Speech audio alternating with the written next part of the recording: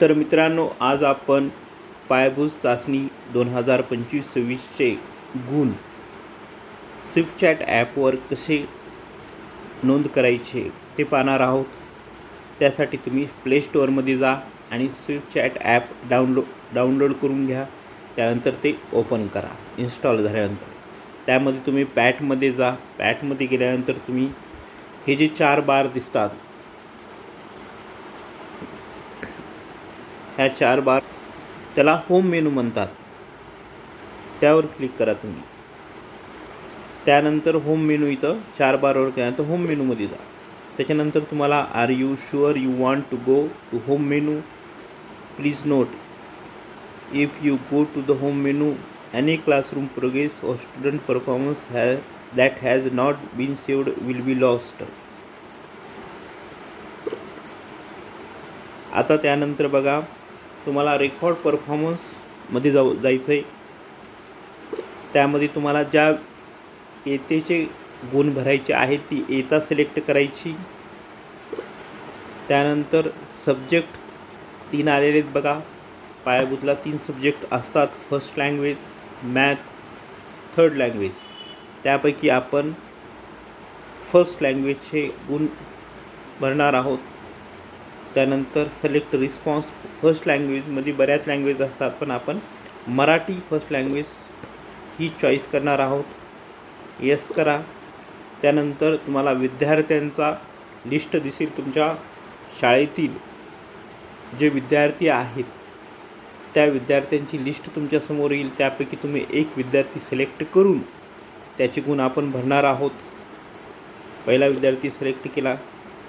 त्यानंतर तो प्रेझेंट आहे का ॲब्सेंट आहे, आपल्याला त्याची प्रेझेंटी नोंदवायची. त्यानंतर स्टार्ट असेसमेंट याच्यामध्ये यावर क्लिक करायचं आहे. आणि त्यानंतर आता यावर्षी नवीन एक टॅब आलेली आहे, स्टार्ट सर्वे. स्टार्ट सर्वे ही जी टॅब आहे, आता यावर क्लिक करायचं आहे. पहिले कसे डायरेक्ट गुण दिसायचे, क्वेश्चन गुण. आता स्टार्ट सर्वे हे एक नवीन टॅब आलेली, त्यावर क्लिक करा तुम्ही. त्यानंतर तर बघा, आता इथं survey name Marathi first language survey I D आला आहे. Show more. इथं पण तुम्ही विद्यार्थ्याचं नाव वगैरे त्याचा स्टुडंट आय डी पण खात्री करण्यासाठी दिसू शकतो. पहिल्या एवढ्या गोष्टी दिसायच्या नाहीत.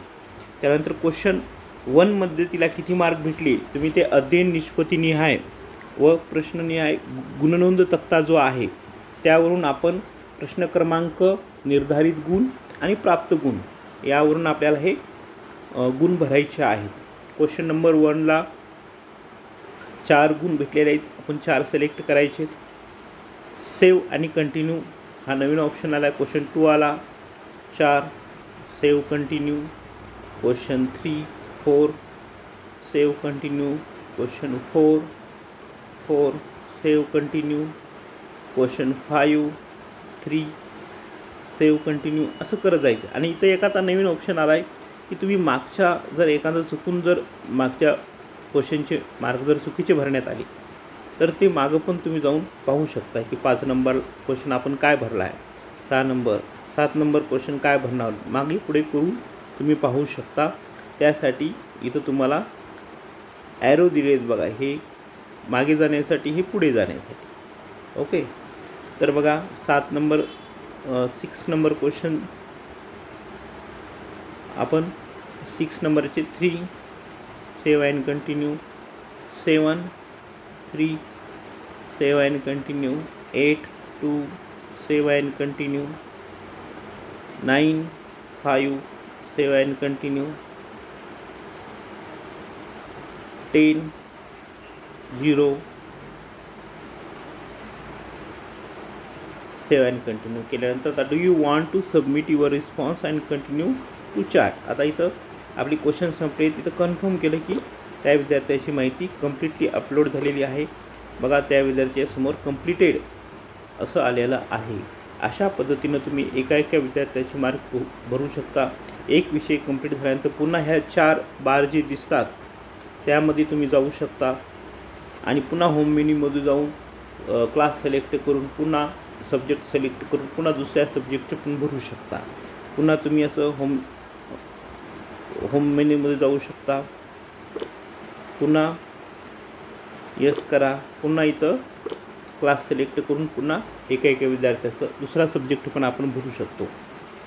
अशा प्रकारे तुम्ही शिफ्ट चॅटवर पायाभूत चाचणीचे मार्क भरू शकता, गुणांची नोंद करू शकता. व्हिडिओ आवडल्यास लाईक करा, शेअर करा आणि आपल्या मित्रांना चॅनलला सबस्क्राईब करा.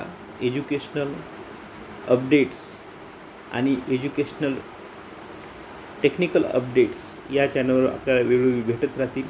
धन्यवाद.